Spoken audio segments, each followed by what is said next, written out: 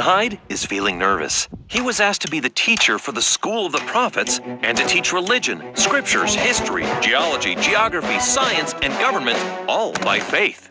Sure, he's naturally super smart, but he still sees himself as an orphan who'd always wanted more education. Now he's to be the teacher? Wait a second, we're getting ahead of ourselves. First, what is the School of Prophets? And why are they studying geography and science?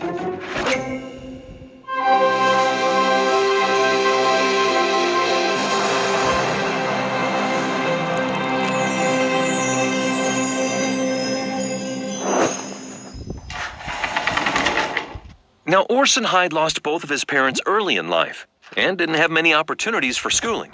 Eventually, he made his way from Connecticut to Kirtland, where he found work at Newell K. Whitney's store. There, he first heard about the Book of Mormon, but after reading a portion of it, declared, "Fiction," and put it down. However, the Spirit enlightened his mind and he picked it back up to investigate. As he read, he was filled with the light of Christ, becoming fully convinced of its truthfulness, and was baptized. And only a few days later, he left on the first of 13 missions.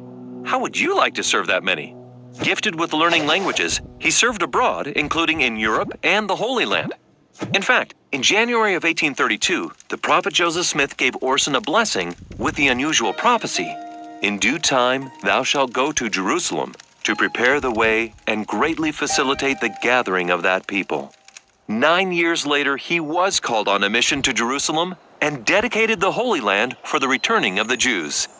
At a conference in Kirtland in December 1832, the prophet started by asking the small group of elders to kneel down and pray separately and vocally for the Lord's light concerning the building up of Zion. After a painfully long time on their knees, a revelation opened to Joseph. He called it the olive leaf, or the Lord's message of peace to us.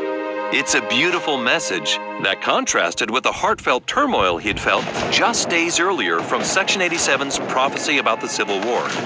In Section 88, the Lord greatly emphasizes the importance of light and learning. "As all have not faith, seek ye diligently out of the best books words of wisdom. Seek learning, even by study and also by faith." Therefore, they were counseled to begin a school of the prophets.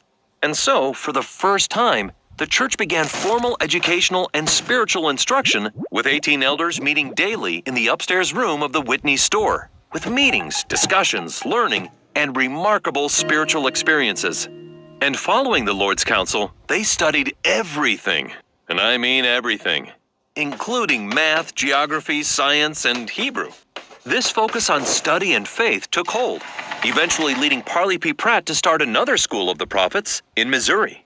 Yes, the Lord wants intelligent Zion builders, using their light, knowledge, and faith. And the church is all about faith-filled learning, with seminaries, institutes, universities, and the super home-focused Come Follow Me curriculum, which is probably why you're watching this video. Why does the Lord encourage this? Because knowledge plus faith builds testimonies. The School of the Prophets was a sacred place for the elders. There, they learned to put on the full armor of God by emulating the Savior, serving one another, and remaining clean from the sins of the world. This helped prepare them for missionary service, and, more importantly, for a promised endowment of power that would later come in the temple. Temple? Oh yeah, Section 88 also contains an amazing surprise for the early saints, as the Lord told them to establish a house of prayer, a house of glory, a house of God. In other words, build a temple in Kirtland. Really? They'd only known about a future temple in Zion, but now sang and shouted with the armies of heaven that there'd also be one in Kirtland. Yes, the Spirit of God, like a fire, was starting to burn.